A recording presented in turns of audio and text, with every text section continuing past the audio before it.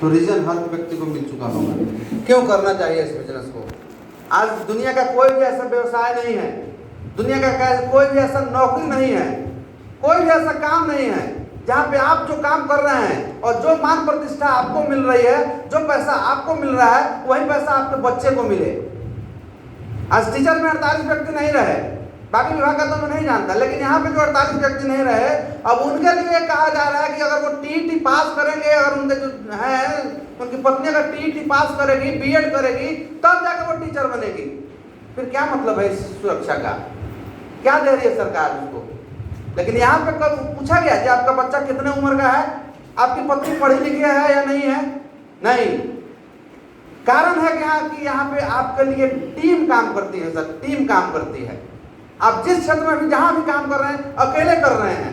आप कर रहे हैं तो वो काम हो रहा है, आप नहीं कर रहे हैं तो नहीं हो रहा है। अगर आप बिजनेसमैन हैं, दुकान का शटर उठाएंगे तो पैसा आएगा, शटर नहीं उठाएंगे नहीं आएगा। अगर आप LIC एजेंट हैं, आप बीमा करने जाएंगे लोगों का, बीमा उनका करेंगे, वो सुरक्षित हो जाएंगे, उनको उतना पैसा मिलेगा, लेकिन आपको क्या मिलेगा? और आज आप बीमा कर रहे हैं, क्या कल आपकी पत्नी भी बीमा करेगी क्या? आज आप दुकान कर रहे हैं, आप दुकानदारी चला रहे हैं, कल क्या आपकी मैडम ही चला सकती है क्या? नहीं चला सकती है। तो हम कहते हैं कि इस बिजनेस में खोने के लिए क्या है हमारे पास? कौन ऐसा घर है? जब हमको सर बताए तो हमने बोला सर मेरा फॉर्म भरिए, मैं इस बिजनेस को करना चाहता हूं। लेकिन फिर एक छोटा सा प्रश्न मेरे मन में आ गया, प्रोडक्ट तो यहाँ पे लेना है, क्योंकि शुरुआत भी प्रोडक्ट लेने से होती है। तो हमने सर को बोला सर हमको 1 दिन का समय दीजिए, हम जाकर मैडम से पूछ लेते हैं क्या प्रोडक्ट लेना है। सर हमको बताया कि आशीष जी, इस बिजनेस को आपने देखा है, आपने इसको समझा है, यहाँ से क्या हो सकता है हमने आपको बताया, आपने देखा इसको, क्या इसी तरीके से इसी बात को आप अपने मैडम को समझा सकते हैं क्या? नहीं। हमने बोला सर नहीं समझा सकते हैं। तो बोले सर कि अगर आपकी मैडम या अगर आपके पिताजी या अगर आपका कोई दोस्त आप उससे सलाह लेते हैं और वो कह देता नहीं इस बिजनेस को नहीं करना, ऐसा कुछ होता नहीं है, और आप उस काम को नहीं करते हैं, तो क्या होगा? सर बोले आशीष जी क्या फर्क पड़ता है? कौन ऐसा घर है जिसके परिवार में हर साल 4-5 साड़ी खरीदा नहीं जाता है? कौन ऐसा परिवार है जहाँ पे जींस पैंट नहीं खरीदा जाता है? कौन ऐसा परिवार है जहाँ पे शर्ट नहीं खरीदा जाता है? हमको नरेश मिश्रा सर बोले आशीष जी अभी भी अगर आपके घर पे चला जाए, आपके मैडम का वो अलमीरा खोल के देखा जाए, पेटी देखा जाए, तो कम से कम 10-15 साड़ी उसमें जरूर होगा। क्या सर बोले अगर वो 10-15 साड़ी उसमें पड़ा हुआ है, कभी कभी मैडम पहनती है, क्या फर्क पड़ेगा उसमें एक बार और 4 साड़ी डाल देंगे? फर्क ये पड़ेगा सर बताए आशीष जी, फर्क ये पड़ेगा कि आज उस साड़ी की वजह से आपको कुछ नहीं मिल रहा है, लेकिन आने वाले समय में वो साड़ी आपको वो सुरक्षा देगी, वो साड़ी आपको वो सारी खुशियां देगी जो शायद आप अपने नौकरी में कभी नहीं ले पाएंगे।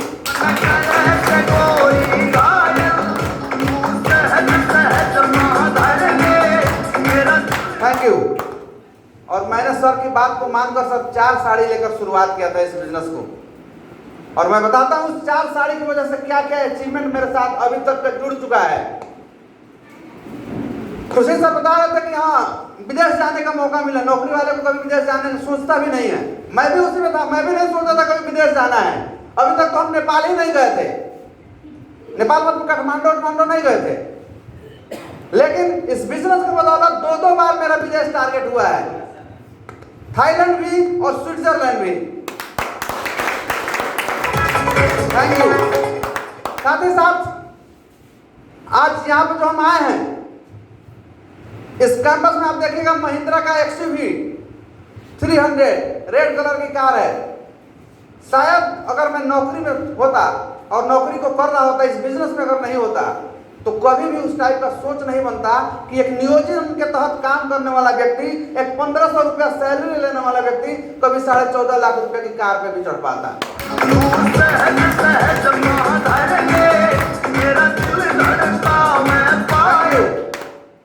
लेकिन बात यहाँ पे इतने पर समाप्त नहीं हो जाती है, अभी आने वाले दिनों में बहुत कुछ होना बाकी है यहाँ पे।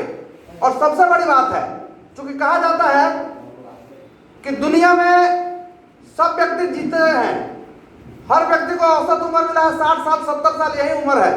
इसी में कुछ लोग खाते कमाते चले जाते हैं और इसी में कुछ लोग इतिहास लिख जाते हैं। आज यह बिजनेस हमको मौका दिया कि हम भी इतिहास लिखे, हम भी अपने खानदान के टाटा बिरला बन सकते हैं, और हमने इतिहास लिखना शुरू कर दिया। आज हमारे परिवार में विदेश जाने वाला व्यक्ति कोई नहीं है। पहला नाम बना आशीष कुमार श्रीवास्तव का, जो 2 बार विदेश टारगेट किया। Thank you. दूसरी बात, कहा जाता है कि अपने लिए सब हर व्यक्ति जीते हैं, लेकिन यहाँ पे आज मेरे वजह से, हमारे टीम की वजह से खुर्शीद सर हमारे साथ आए, हर चीज में हमसे बड़े हैं। हम दोनों व्यक्ति साथ ही पढ़े थे, खुर्शीद भैया और हम सिखाना में, वो हमसे 2 क्लास सीनियर हैं, लेकिन आज इस बिजनेस में वो हमारे साथ हैं। और मेरे पास तो गाड़ी आई ही आई, आज उनके पास भी गाड़ी है। Thank you. तो यहाँ पे यह बिजनेस आपको बहुत कुछ दे सकता है, आपको मान सम्मान दे सकता है, प्रतिष्ठा दे सकता है, सुरक्षा दे सकता है, लेकिन मिलेगा किसको? बड़ी बात है, मिलेगा किसको? जो करेंगे। महागुरु जी बताते हैं कि हम सभी व्यक्ति पढ़ के आए हैं, हर व्यक्ति स्कूल में पढ़ा, और हर व्यक्ति को मालूम था कि पढ़ने से ही हम डॉक्टर इंजीनियर बन सकते हैं, पढ़ने से ही हम ऑफिसर बन सकते हैं, पढ़ने से ही हम आईपीएस बन सकते हैं, आईएएस बन सकते हैं। तो क्या कारण है कि स्कूल एक होता है, पढ़ाने वाले गुरुजी भी एक ही होते हैं, सिलेबस भी एक ही होता है, सब कुछ सेम होने की वजह में भी हर व्यक्ति का, हर बच्चा क्यों नहीं पढ़ पाता है? क्या कारण होता है उसका? सर हमसे पूछे थे, क्या कारण है आशीष जी कि आप जिस विद्यालय में पढ़ाते हैं सबको एक जैसे पढ़ाते हैं, फिर सब कोई अच्छा कर क्यों नहीं पाता है? सर हमको बताया कि आशीष जी उसका कारण है, उसका कारण यह है कि हर बच्चा अपने आप को गुरु के प्रति समर्पित नहीं कर पाता है, क्योंकि ईश्वर हर व्यक्ति के मस्तिष्क में वो पावर दिए हैं, वो शक्ति दिए हैं कि अगर चाहे व्यक्ति तो इतिहास लिख सकता है। हर व्यक्ति के पास उतना ही पावर है, हर व्यक्ति के पास उतना ही शक्ति है, लेकिन कुछ लोग इतिहास लिखते हैं, कुछ लोग, बहुत सारे लोग नहीं लिख पाते। सर बताया उसका कारण होता है कि वो व्यक्ति अपने आप को किसी एक गुरु को समर्पित नहीं कर पाता है, किसी एक गुरु के सानिध्य में नहीं जा पाता है। आप देखिएगा आशीष जी बोले सर कि आप देखिएगा आप ही के विद्यालय में जो बच्चा रेगुलर स्कूल आता होगा, जो बच्चा रेगुलर टास्क बना के दिखाता होगा, जो बच्चा हमेशा गुरुजी से मिलता होगा, गुरुजी की बात को मानता होगा, कहीं ना कहीं वही बच्चा बेहतर करता है।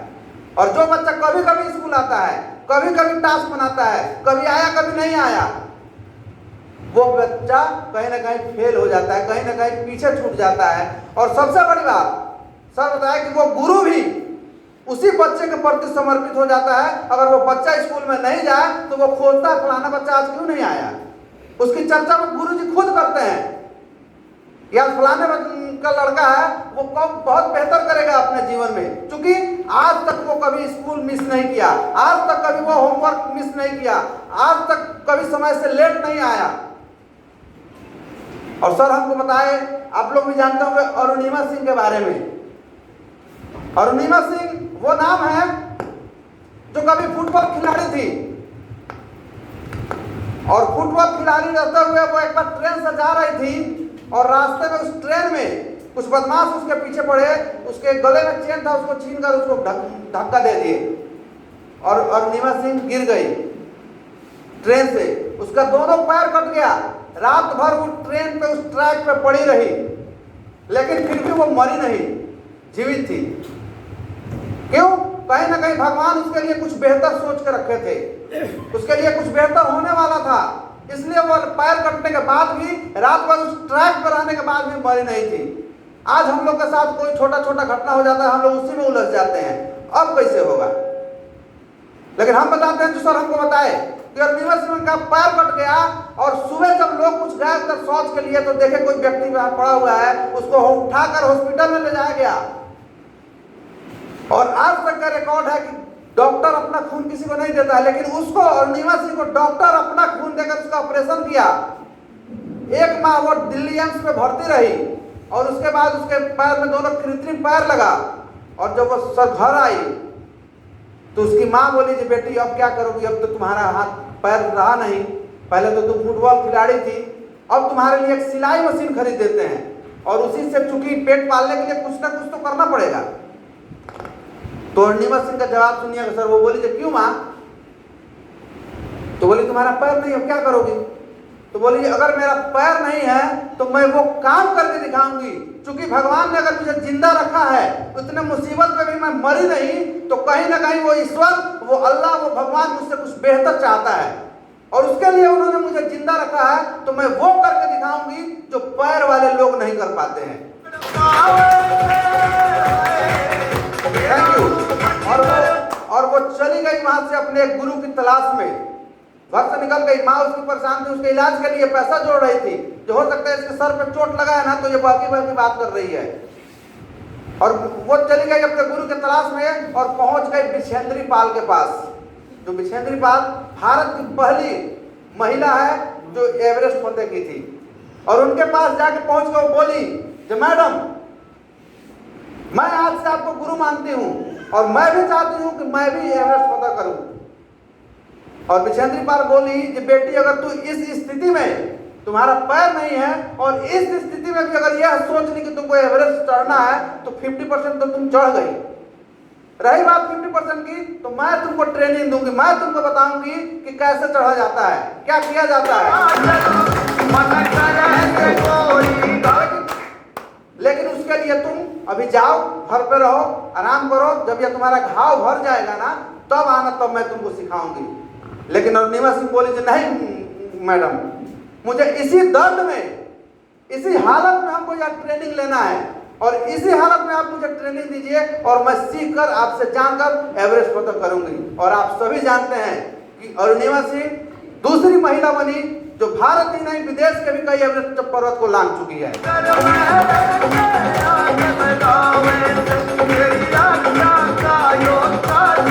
Thank you. तो जरूरत होती है सर एक गुरु चुन लेने की, एक गुरु चुन लेने की। आज देखिए, इतिहास उठाकर देखिए, हर वो सफल व्यक्ति, जो भी सफल व्यक्ति है, जिस क्षेत्र में भी सफल है, कहीं ना कहीं उसका एक गुरु है, कहीं ना कहीं एक मेंटरशिप में लोग काम किया है, तभी आज वो सफल है।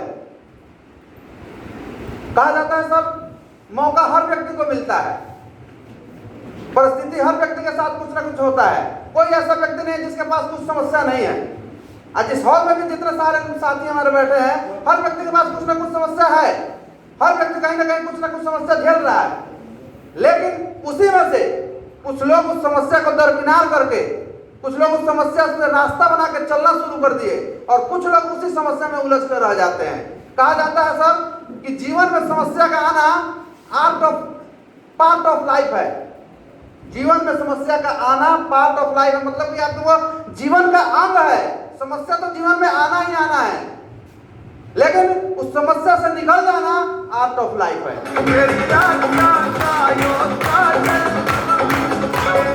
Thank you. और यह आर्ट ऑफ लाइफ आपको सिखाते हैं आपके गुरु कि कैसे आप इस जीवन में बेहतर कर सकते हैं, कैसे आप भी इतिहास लिख सकते हैं। आज एक मौका मिला था नरेश कुमार मिश्रा सर को, किराना का दुकान वो भी चला रहे थे, लेकिन उनको भी एक मौका मिला। आज एक मौका मिला अविनेंद्र सर को, मेडिकल में थे, एमआर थे। आज एक मौका मिला था अविनाश सर को, रेलवे में स्टेशन मास्टर थे। आज एक मौका मिला था अजय कुमार पंडित सर को, इलेक्ट्रॉनिक इंजीनियर के छात्र थे। एक मौका मिला सत्येंद्र प्रसाद को, एक मौका मिला माधव सिंह कुशवाहा को, और हर व्यक्ति ने इतिहास लिख के दिखाया। तो क्या आप और हम नहीं लिख सकते हैं? Thank you. तो बस मौका मिला है आपको भी। मौका से बात करी तो एक कहानी हम छोटा सा आपको बताना चाहेंगे। क्योंकि हर व्यक्ति को मौका मिलता है, उस मौके को लेना और नहीं लेना ये आपके और मेरे ऊपर निर्भर करता है कि हम किस मौका को किस तरह ले रहे हैं। कहानी है कुछ इस तरह, एक हम लोग सभी नेपाल से छटे हुए हैं और नेपाल के बारे में बहुत अच्छे से जानते हैं। वहाँ पे काठमांडू में पशुपतिनाथ जी का मंदिर है, सभी को जानते हैं नहीं? ये सब लोग, हर व्यक्ति उससे परिचित। वहाँ पे एक बहादुर रहता था जो भगवान की काफी सेवा करता था, रोज पूजा पाठ करता था। तो एक बार क्या हुआ कि उसकी सेवा से प्रसन्न होकर भगवान भोलेनाथ उसके सामने प्रकट हो गए और उसको बोले, जो मैं तुम्हारे भक्ति से, मैं तुम्हारे पूजा पाठ से काफी प्रसन्न हूँ, मैं तुमको वरदान देना चाहता हूँ, तुम मुझसे 3 वरदान मांग लो, मैं तुमको 3 वरदान दूंगा। ध्यान दीजिएगा, 3 वरदान। तो बहादुर बोला कि ठीक है भोलेनाथ, अगर आप हमसे प्रसन्न है, मैडम 5 मिनट और बैठ जाइए ना, 5 मिनट में समाप्त करें, 5 मिनट बैठ जाइए। तो बहादुर बोला कि ठीक है भोलेनाथ, अगर आप हमसे प्रसन्न हैं तो हमको पहला वरदान क्या दीजिए कि यहाँ पे एक बहुत बड़ा आलिशान एक बिल्डिंग बना दीजिए, बहुत बड़ा आलिशान। तो कहा जाता है कि ईश्वर के लिए क्या असंभव है, वो चुटकी में राई को पर्वत और पर्वत को राई कर सकते हैं। तो उन्होंने कहा तथास्तु, और उसी समय वहां पे एक बिल्डिंग बनकर तैयार हो गई। दूसरा सर भोलेनाथ पूछा दूसरा वरदान मांगो। तो दूसरा वरदान वो मांगे कि यहाँ पे एक सेठ और सेठानी का परिवार यहाँ पे बसा दीजिए। तो भोलेनाथ बोले तथास्तु, सेठ और सेठानी का परिवार भी आ गया। तीसरा बोले भोलेनाथ तीसरा वरदान मांगो जल्दी। तो बोला कि प्रभु हमको एक चौकीदार की नौकरी दे दीजिए। वो बोला कि हमको एक चौकीदार की नौकरी दे दीजिए। कहीं ना कहीं क्या था उसके दिमाग में था कि हमको नौकरी चाहिए। वो मांगा चौकीदार की नौकरी और हम लोग मांगते हैं सरकार की नौकरी, लेकिन मांगते तो नौकरी ही है। कहीं हमारा सोच ही नहीं बना कि हमको भी मालिक बनना है। दूसरी तरफ बताते हैं आप लोग जानते हैं सती सावित्री के बारे में। जब सत्यवान का प्राण लेकर जब जा रहा था यमराज, तो सावित्री सती महिला थी, वो सत्यवान के पीछे चल लीजिए, नहीं मैं अपने पति का प्राण आपको लेकर जाने नहीं दूंगी। और वो उनका साथ चलने लगी, हट करने लगी, साथ चलने लगी, हट करने लगे। और जाते जाते एक समय आया, यमराज बोले कि बेटी अब यहाँ से आगे तुम नहीं जा सकती हो, क्योंकि यहाँ से आगे मृत व्यक्ति ही जाता है। तुम्हारे इस हट से मैं काफी प्रसन्न हूँ, तुम सत्यवान का प्राण छोड़कर मुझसे एक वरदान मांग लो, मैं वो एक वरदान तुमको दे दूंगा। और वो एक वरदान मांगी थी सावित्री कि मेरे सास ससुर अपने पोते को सोने के कढ़ाई में खेलता हुआ देखे। और यमराज सोचे नहीं, बोले तथास्तु।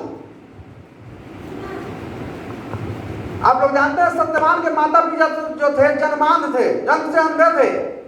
जब यमराज बोले तथास्तु तो सबसे पहले उनकी आंखें लौट आई। दूसरा वो मांगी कि हम अपने पोता को, तो सती सावित्री थी, वो पतिव्रता महिला थी।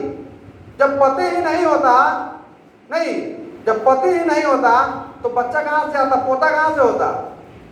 तो मजबूरी में उनको सत्यवान का प्राण भी लौटाना पड़ा।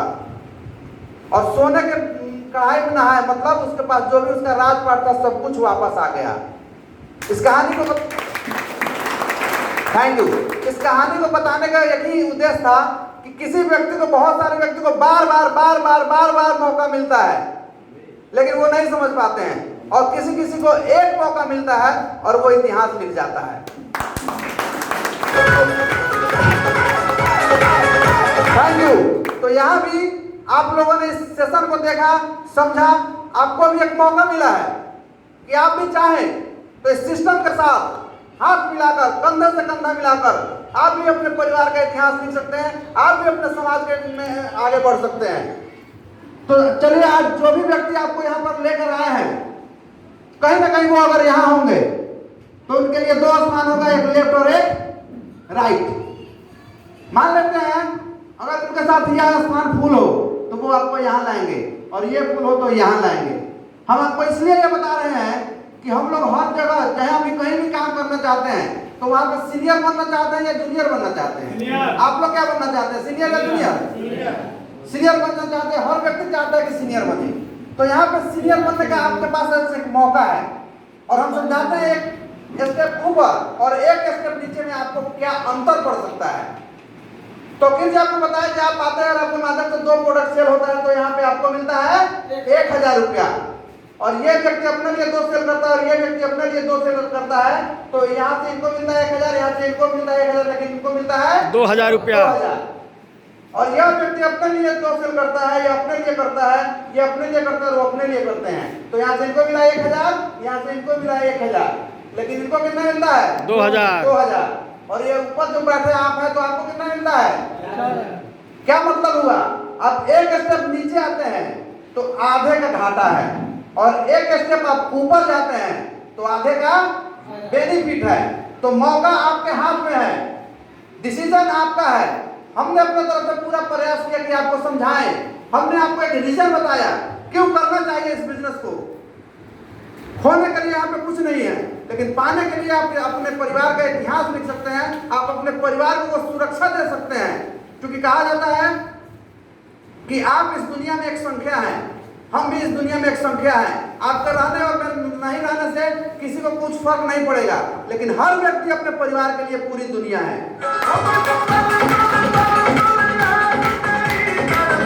Thank you. फर्क पड़ेगा अपने परिवार को, क्योंकि आज आपको बहुत सारे लोग दिखेंगे, बहुत सारे आपके शुभ चिंतक दिखेंगे, लेकिन आप उस दिन देखिए जिस दिन आप नहीं हैं, वही आपके मित्र, वही आपके दोस्त आपके पत्नी से रास्ता बच के निकल जाएंगे कि अगर कहीं वहां गए तो हो सकता है वो कहीं कुछ पैसा ना मांग ले, या हो सकता है कहीं कुछ काम ना बोल दे। तो यह बिजनेस आपको साहब उस दिन के लिए करना है। तो चलिए, जितना हमसे हो सका हमने आपको बताया। डिसीजन आपका है, एक डिसीजन ले, निश्चित रूप से इस बिजनेस की शुरुआत करें, और सिस्टम आपके साथ है तो आप बेहतर कर सकते हैं। So thank you and go German.